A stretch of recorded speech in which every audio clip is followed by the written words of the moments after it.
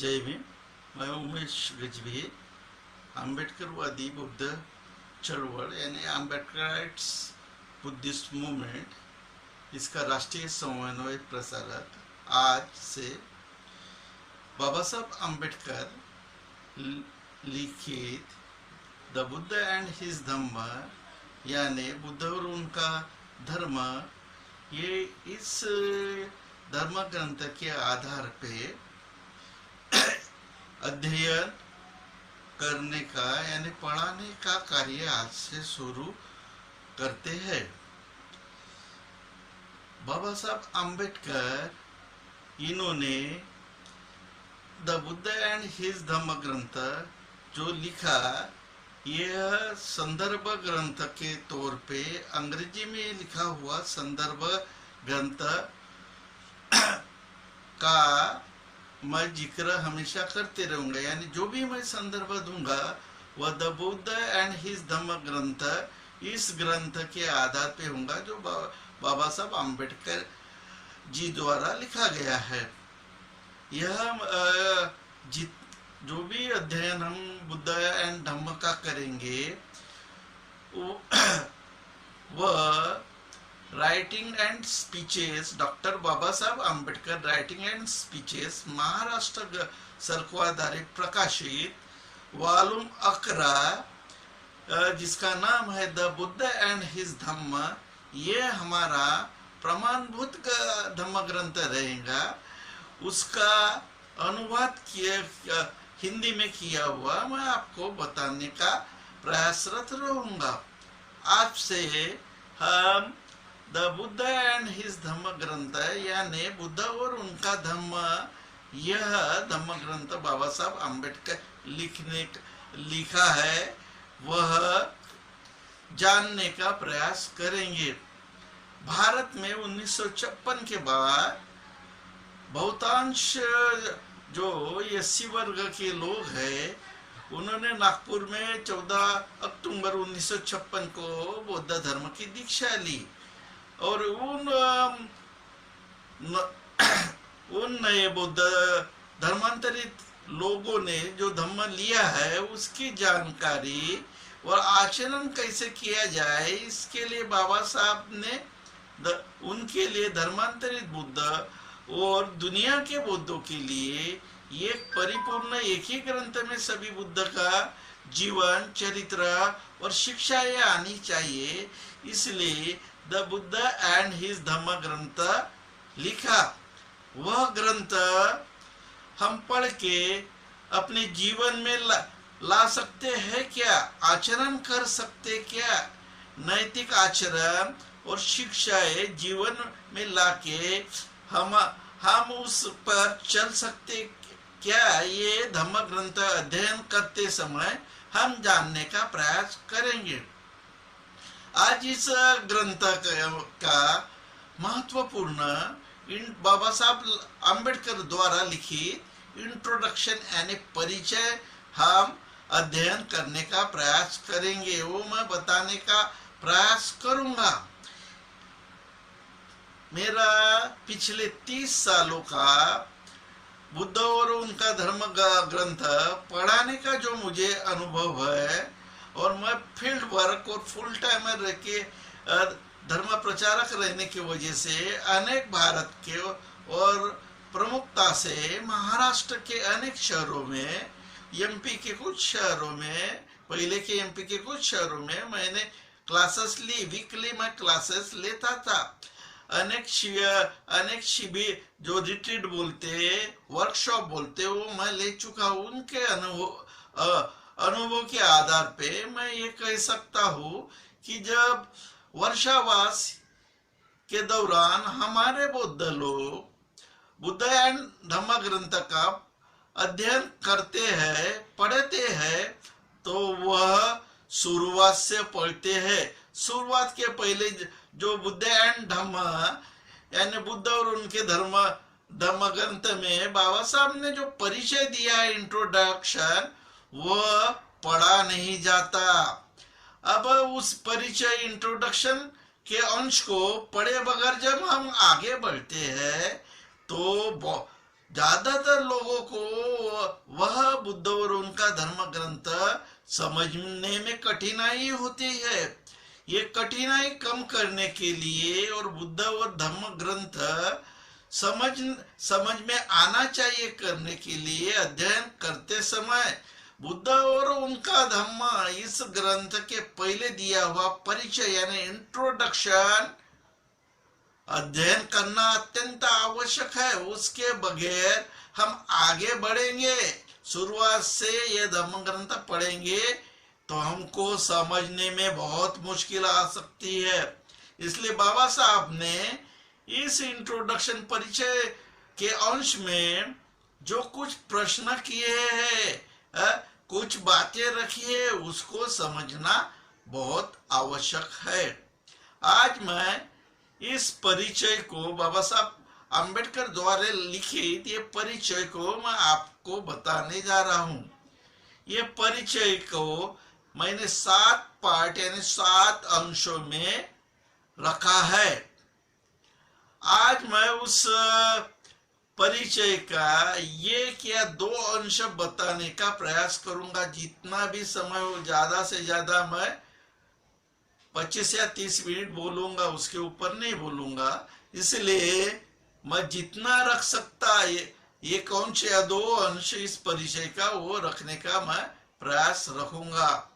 बाबा साहब पहले अंश में कहते हैं कि भारतीय अबौद्ध लोगों को, शब्द है भारतीय अबौद्ध लोगों को, बौद्ध धर्म के प्रति भारत में बहुत आकर्षण है। 1956 की बात है ये, मैंने लिखते बहुत आकर्षण, धर्म दीक्षा लेने के पहले की बात है, बहुत आकर्षण। इसलिए वो उत्सुकतावश बौद्ध धर्म जानने का प्रयासरत है उनका। यानी अबौद्ध लोग भारत में बौद्ध धर्म जानने का प्रयास कर रहे हैं, लेकिन उनको कठिनाई आ रही है। क्यों कठिनाई आ रही है? कि भारत में अभी भी एक बुद्ध का जीवन और चरित्र और शिक्षाएं एक ही संपूर्ण ग्रंथ में नहीं होने की वजह से उनको बौद्ध धर्म जानने के लिए कठिनाई आ रही है। पहले अंश का भाग है, महत्वपूर्ण भाग है। बाबा साहब ने जो परिचय में जो रखा है वही बात वो 1950 में महाबोधि सोसाइटी जो कलकत्ता में स्थापित है, अनागारिक और भिक्खु धर्मपाल ने वह स्थापित की थी। उस महाबोधि सोसाइटी के बुद्ध जयंती का विशेषांक निकल रहा था। वो हर एक मंथली निकलती थी, यानी मासिक वो पत्रिका निकलती थी। तो बुद्ध जयंती के उपलक्ष्य में वो एक विशेषांक निकल रहा था। उसमें बाबा साहब ने एक आर्टिकल यानी लेख वहां पे भेजा था, जो बुद्ध जयंती यानी मई के 1950 में वहां पे प्रकाशित हुआ, वहां छापा गया है, महाबोधि जर्नल में उपलब्ध है। आप वहां का चेक करेंगे, आपको मिल गया तो मिलेंगे। लोग बोलते हैं 1951 में है, वो गलत बात है, वो 1950 में है। तो वो उस आर्टिकल में जिसका नाम है बुद्ध और उनके धर्म का भविष्य, Buddha and future of his religion, ये अंग्रेजी में लिखा हुआ आर्टिकल है, लेख है। उसमें भी बाबा साहब यही कहते हैं कि बुद्ध का एक जीवन सुसंगत ढंग से लिखा हुआ चरित्र उसमें होना चाहिए। जीवन और चरित्र और बुद्ध की शिक्षा ही महत्वपूर्ण होना चाहिए, वो एक ग्रंथ में आना चाहिए। कितनी महत्वपूर्ण बात बाबा साहब लिखते 1950 में बोल रहे हैं, और उसी के साथ 1956 में इस धम्म ग्रंथों को लिखते हुए बोल रहे बाबा साहब, ये महत्वपूर्ण बात। अब बाबा साहब ने ये जिम्मेदारी दूसरे पे रखी क्या? नहीं रखी। यानी उसके बाद ये लिखने के बाद हमारे पास अभी आया हुआ है, प्रकाशित किया हुआ जो धम्म ग्रंथ है बाबा साहब का लिखे, वो हमारे पास आया हुआ, हमारे सामने उपलब्ध है। इसका मतलब है बाबा साहब दूसरे पे जिम्मेदारी न लेते हुए खुद ये, यानी दुनिया के बुद्ध और भारतीय बुद्धों की जो समस्या है, अबुद्धों की जो बुद्ध धर्म में आना चाहते, वो स्वयं के ऊपर लेके बुद्ध और द बुद्ध एंड हिज धम्म, यह अंग्रेजी में धम्म ग्रंथ लिखते हैं। इतनी महत्वपूर्ण बात दुनिया के लिए बाबा साहब ने किए। यह एक महानायक ही कर सकता है, और एक बुद्ध पुरुष कहता है। बोधिसत्व तो प्रयासरत रहता है, लेकिन जो जिसमें बुद्ध गुण प्रकट होते हैं, दिखते हैं, उनकी आकांक्षा ये बुद्ध की ये रहती कि समस्त जगत का कल्याण हो, ये भावना रहती। तो समस्त जगत के कल्याण के लिए, वो भारतीय बुद्धों के कल्याण के लिए बाबा साहब ने द बुद्ध एंड हिज धम्म ग्रंथ लिख के हमारे सामने दान स्वरूप में दिया। ये एक प्रकार का दान है बुद्धों को दिया हुआ, जिससे जैसे दूसरे अंश में बाबा साहब इस प्रकार ये पहला अंश समाप्त हुआ है। दूसरे अंश में बाबा साहब लिखते कि अबुद्धों के लिए बुद्ध का जीवन और चरित्र और शिक्षा ये ग्रहण करना बहुत कठिन है। अब इसके वजह से अबुद्ध लोगों ने लिखा हुआ जो जीवन और चरित्र का बुद्ध का धम्म ये ग्रंथ है, वह हमें बताते हुए उनको कठिनाई आती है। ये बाबा साहब लिखे, क्योंकि उनका अबुद्ध लोगों ने जो लिखे हैं बुद्ध के बारे में, जीवन और चरित्र और शिक्षा, ये उनका संदर्भ रेफरेंस ये निकाय ग्रंथ है। निकाय ग्रंथ बोला, निकाय ग्रंथों का मतलब होता है, अंग्रेजी में बाबा साहब लिखते कि निकाय ग्रंथों का अर्थ होता है सुत्त पिटक के ग्रंथ, त्रिपिटक के नहीं। निकाय ग्रंथ यानी निकाय ग्रंथ का अर्थ होता है दिग् निकाय, मध्यम निकाय, संयुक्त निकाय, ये आदि जो ग्रंथ है उनको निकाय ग्रंथ बोलते थे, जो सुत्त पिटक का अंश है। अब ये सुत्त पिटक विशाल है और हजारों काल से उसमें विसंगतियां आई हुई है। अब जो अबुद्ध व्यक्ति, यानी वर्ल्ड के अबुद्ध व्यक्ति ज्यादातर क्रिश्चियन धर्म से आए हुए लोग थे, और भारत के अबुद्ध वर्ग ये हिंदू धर्म से आए हुए थे। तो हिंदू धर्म के जो बातें, उनके जो शब्द के अर्थ है और बौद्ध धर्म के शब्द समान अर्थ, इनका वो एक ही अर्थ ले सकते थे जो जिस धर्म से आया हुआ है। इसलिए जब निकाय ग्रंथों के आधार पे बुद्ध का जीवन, चरित्र और शिक्षाएं जब वो लिखते थे तो गलत लिखी जाती थी, विसंगतियां पूर्ण लिखी जाती थी। इसलिए बाबा साहब ने बोले निकाय ग्रंथ से वो लिखी हुई बातें ये एक प्रकार से विसंगतियां पूर्ण थी, और ये विसंगतियां के साथ हम सुत्त पिटक से लिया हुआ, त्रिपिटक से नहीं। त्रिपिटक का मतलब होता है विनय, सुत्त पिटक, विनय पिटक और अभिधम्म पिटक, इनसे लिया हुआ धम्म। बाबा साहब या विनय पिटक की भी बात नहीं कर रहे, ना अभिधम्म बाबा साहब सिर्फ यहाँ पे निकाय ग्रंथ यानी शुद्ध पिटक की बात कर रहे हैं, ये महत्वपूर्ण है। हमारे बुद्धों को ये बातें, क्योंकि हम बुद्धिस्ट लिटरेचर का की अध्ययन नहीं करते, पढ़ाई नहीं करते, आवश्यकता ही नहीं है, क्योंकि यह ग्रंथ, ये धम्म ग्रंथ बाबा साहब का लिखा हुआ हमारे लिए संपूर्ण है। लेकिन जो प्रचारक है, जो धम्म प्रचार करते हैं, और बाबा साहब का बुद्ध धर्म लोगों में प्रचारक के लिए, अध्ययन करने के लिए, समझाने के लिए बुद्ध एंड धम्म बताते हैं, तो उन्होंने शुद्ध पिटक का अध्ययन करना महत्वपूर्ण है, जो प्रचारक है उन्हीं के लिए, क्योंकि उनको उनके ऊपर महत्वपूर्ण दायित्व है। वो धम्म प्रचार कर रहे और बाबा साहब को बता रहे, तो बाबा साहब के शब्द, लिखे हुए शब्द को संपूर्ण व सही ढंग से सत्यता पूर्ण बताने की जिम्मेदारी ये प्रचारकों की है, धम्म प्रचारक। अब ये धम्म प्रचारक एक उपासक भी रह सकता है और भिक्खु भी रह सकता है।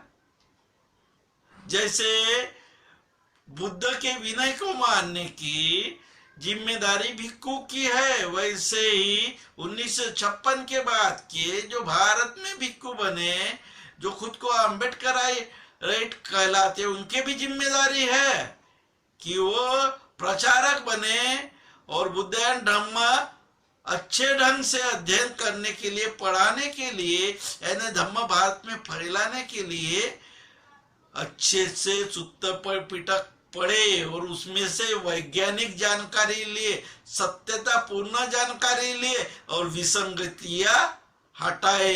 नहीं तो बाबा साहब जो आरोप लगा रहे कि पहले के बुद्धों ने जो काम किया वही काम यह प्रचारक यानी जो भिक्खु भी रह सकते हैं, उपासक भी रह सकते हैं, वह कर सकते हैं। इसलिए हमारे कंधे पे बहुत बड़ी जिम्मेदारी आई हुई है, जिसके लिए महत्वपूर्ण है प्रचारक लोगों ने इसकी शाब्दिक शब्द, ये शब्दों का अर्थ जानने के लिए कि बहुत सारे ब्राह्मणिक शब्द, ब्राह्मणी धर्मों के यानी आज के हिंदू धर्म के वेदों से आए हुए शब्द और ब्राह्मणी धर्म के शब्द और बौद्ध धर्म के शब्द, इसका समान अर्थ है। जैसे हम आर्य शब्द का यूज करते, बुद्ध के लिए भी आर्य शब्द यूज किया गया है, और फिर आर्य एक वंश का भी नाम है, ये महत्वपूर्ण है।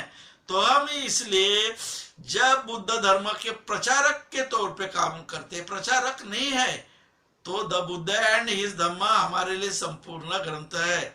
लेकिन प्रचारक को समझाने के लिए और अच्छे ढंग से समझाने के लिए और बाबा साहब को सत्यता पूर्ण रखने के लिए, वैज्ञानिक दृष्टि से रखने के लिए, सही दृष्टिकोण को रखने के लिए हमको शुद्ध पिटक का ही अध्ययन करके, वो भी वैज्ञानिक दृष्टि से बाबा साहब के चश्मे को डाल के हमको वो पढ़ना पड़ेगा। क्योंकि बुद्ध एंड धम्म पढ़ने के लिए कुछ अध्ययन बुद्धिस्ट लिटरेचर का एंड बुद्धिस्ट साहित्य का भी करना अनिवार्य है प्रचारकों के लिए। साधारण लोगों और कार्यकर्ता के लिए ने जो प्रचारक है, जिन्होंने जिम्मेदारी ली द बुद्ध एंड हिज धम्म, बाबा साहब के अनुरूप मुझे भारत बुद्धमय करना है, इसलिए बाबा साहब के अनुरूप हमें धम्म बताना है, उन्हीं की जिम्मेदारी। वैसी ही उपासकों की जिम्मेदारी भिक्खु की है, वैसी ही उपासक, क्योंकि बाबा साहब यही पे लिखते हैं कि बुद्ध ने, तथागत बुद्ध ने, भगवान बुद्ध ने उपासक और भिक्खु के लिए अलग अलग धर्म नहीं बताया है, दोनों के लिए एक ही धम्म बताया है। तो ये महत्वपूर्ण है। इस प्रकार मैंने आज बुद्ध और उनका धम्म इस ग्रंथ का परिचय में से जो 7 अंश है, उसमें से 2 अंश बताया, पहला अंश बराबर बताया है यानी संपूर्ण, दूसरा अंश का कुछ भाग, कुछ अंश शेष है जो अगले एपिसोड में मैं बताऊंगा, यानी पार्ट 2, बुद्धायन धम्म पार्ट 2 में मैं बताने का प्रयास करूंगा। पहले अंश का यानी बुद्धायन धम्म सीरीज का, जिस संपूर्ण कितने मेरे ख्याल से 100 से ज्यादा होंगी, क्योंकि मैं 30 मिनट के ऊपर बोलने वाला नहीं हूँ। जितने मिनट में है उस मिनट में एक जो अंश रहेगा, यानी एक जो पॉइंट्स रहेगा, उसको न्याय मिलना चाहिए, लोगों को समझना चाहिए। इसी अर्थ से मैं वो बताने के लिए प्रयासरत रहूंगा। इसलिए ये 2 अंश का कुछ भाग शेष है, वो अगले अंक में बताऊंगा। अब महत्वपूर्ण बात है कि हिंदी साइड में जो अध्ययन करने वाले लोग हैं, वह भदंता आनंद कौशल्यान जी का बुद्ध और उनका धर्म ये ग्रंथ पढ़ते हैं। बाबा साहब ने जो अंग्रेजी में ये धम्म ग्रंथ लिया, उसका अंग्रेजी में नाम है द बुद्ध एंड हिज धम्म। वही ऐतिहासिक बुद्ध और उन्हीं का बताया हुआ धम्म, ये ग्रंथों का नाम। अर्थ क्या है? वही ऐतिहासिक बुद्ध, हिस्टोरिकल शाक्य मुनि गौतम बुद्ध, और उन्होंने बताया हुआ धम्म। तो वहां पे शब्द बुद्ध के बारे में भगवान नहीं, भगवान शब्द आया है बुद्धायन धम्म में, लेकिन हेडिंग में नहीं है, शीर्षक में नहीं है, तो इन्होंने प्रयोग में नहीं करना चाहिए। इसलिए वो शीर्षक का नाम भदंता आनंद कौशल्य ये गलत है। अब हेडिंग में बाबा साहब धम्म लिखते, क्योंकि धर्म शब्द भी अंग्रेजी में लिखा है, इसलिए धम्म शब्द प्रयोग करते तो धम्म ही आना चाहिए, और भगवान नहीं है तो भगवान नहीं। इसलिए इसका हेडिंग जो भदंता आनंद कौशल्यान ने किया है, बुद्ध, भगवान बुद्ध और उनका धर्म, इसके जगह आप बुद्ध और उनका धर्म यह अनुवाद करके पढ़े। विद्वान व्यक्ति थे, बहुत अच्छा काम किएगा, उतनी उनकी बराबरी मैं नहीं कर सकता, क्योंकि मैं इतना अच्छा ट्रांसलेट करने वाला, अनुवाद करने वाला व्यक्ति नहीं हूँ। उनकी क्वालिटी मेरे से बहुत ज्यादा थी, लेकिन मुझे जो लगा ये वाक्य में थोड़ी दुरुस्ती, मैं वाक्य को ये कर रहा दुरुस्ती हो, मैं आपको सुझाव दे रहा हूँ। मानना नहीं मानना ये आपका काम है। तो आज मैं जो बताया ये YouTube का वीडियो है। अब YouTube में कंटिन्यू भाषण दूंगा, और ये बुद्धायन धम्म और बाबा साहब के लिखे हुए अनेक आर्टिकल्स, लेख और किताबों को भी बताने का प्रयास करूंगा। इसलिए मुझे आप कंटिन्यू देखना चाहते हैं तो YouTube में आपको सब्सक्राइब करना पड़ेगा। सब्सक्राइब करने के लिए YouTube पैसे लेता नहीं, तो कृपया सब्सक्राइब करें मुझे। आगे आप सुनना पसंद करते हैं और बाबा साहब का बुद्धायन धम्म सुनना पसंद करते हैं, सब्सक्राइब कीजिए YouTube में। उसके पैसे नहीं, लाइक कीजिए ये वीडियो, शेयर कीजिए। इतना आज ये करके मैं आपसे विदा लेता हुए पार्ट 1 में, पार्ट 2 के लिए जल्द ही आपके सामने आऊंगा। तब तक आप सब्सक्राइब कीजिए, लाइक कीजिए वीडियो YouTube में जाके, और शेयर कीजिए। जय भीम, जय भारत।